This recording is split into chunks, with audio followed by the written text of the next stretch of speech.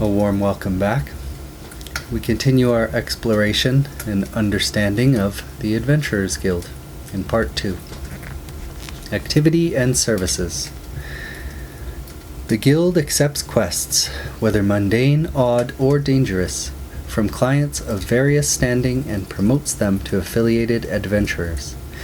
It provides protection and guidance to almost anyone who asks for fair payment.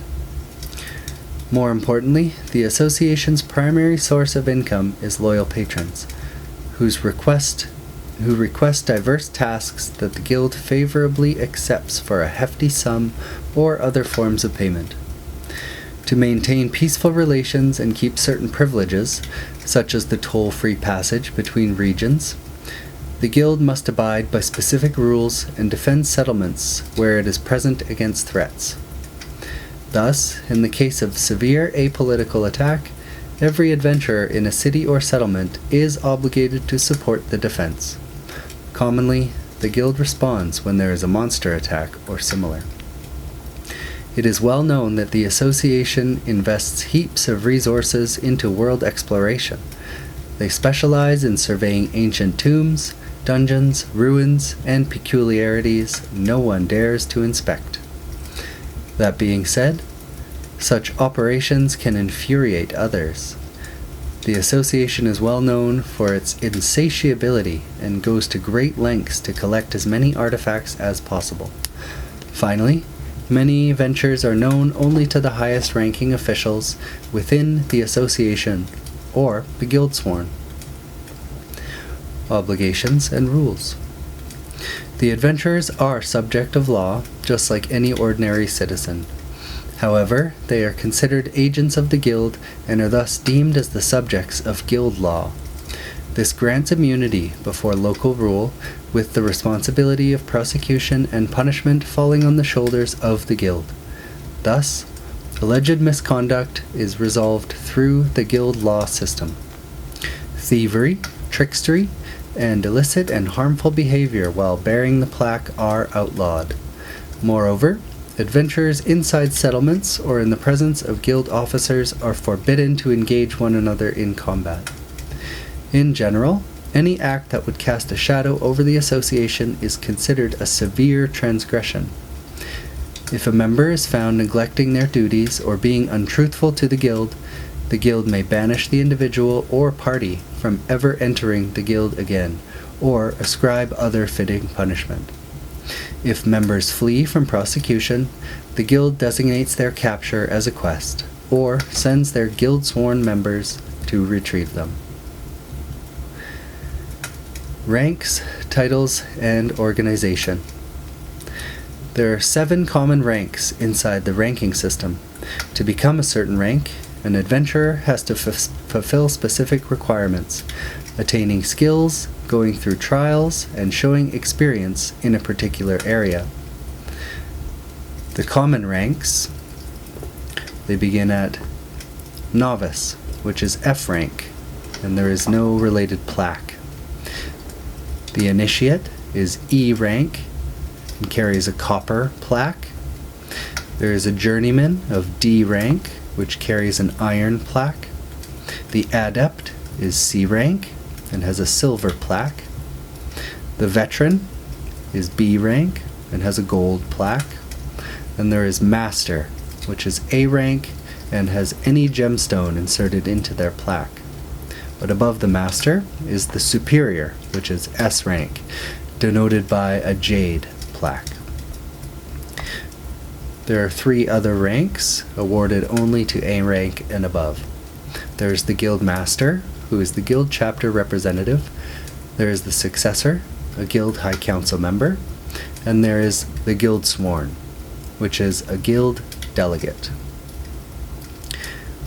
An adventurer, or party, may only take on quests of their rank or one above or below their standing. To enter the Guild officially, one must complete 1 hunting quest that the Guild posts on their quest board in front of the Guild halls daily. If the hunt successfully fulfilled the day's requirements, the unaffiliated adventurer can enter the Guild hall and petition for the novice rank. Upon entry, the adventurer can search for their party through the reception desk inside the hall, or, realistically, in the tavern, or take on their first quest alone. Affiliated adventurers are invited to join parties, which is a group of adventurers ranging from 2 to 7 members of preferably similar rank. An international treaty forbids larger parties. A party may officially register as a group. In this case, the party members cannot freely enter other parties but gain certain benefits. Members of a registered party gain higher ranks simultaneously, unlike temporary parties whose members gain ranks individually. Whether temporary or registered, a party must assign its leader, who is responsible for the party. A guild staff member must be present when a party wishes to undertake or file in quests, rearrange parties, or achieve other official business. Usually, members are expected to visit the reception desk for such matters. Note: when a quest is issued, usually via the quest board or the reception desk, it is given a difficulty rating according to the complexity or dangerousness of the circumstances it entails. The quests that require higher ranks to enter also promise higher profits. And the adventurer plaque. Those are separate, sorry. The adventurer plaque. Each enrolled adventurer receives a plaque indicating membership to the guild.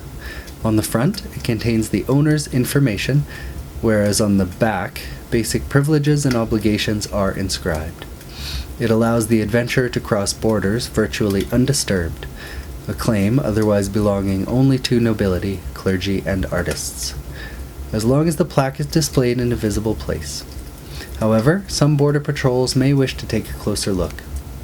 When members fulfill the requirements to acquire a higher rank, they can petition the association to permit a new plaque. Typically, members are required to make plaques according to guild standards. They must be made of stipulated materials. The lower ranks can use wood for the plaque, while the higher ranks prescribe more precious materials. The stones embedded at the top are ores or gems specific to a rank. And the special titles. The Guild Sworn. This title is given only to the most loyal and skilled adventurers above or equal to the master rank. They are delegates of the guild who act as representatives, address essential matters, and ensure the guild's creed is followed among the adventurers.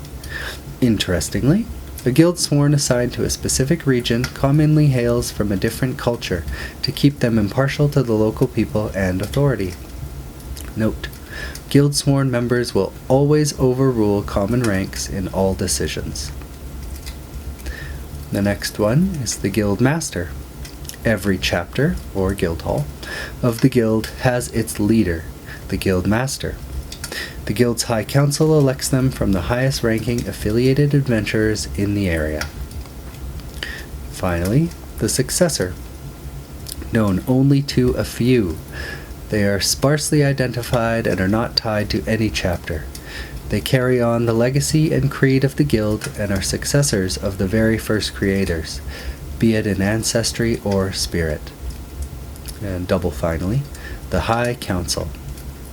The guild's High Council is the uppermost organ of the Adventurers Guild, coordinating the entire association. It is run by guild masters, but can be overruled by successors. I wonder what ambition you might have, what rank you may wish to gain. Thanks for joining.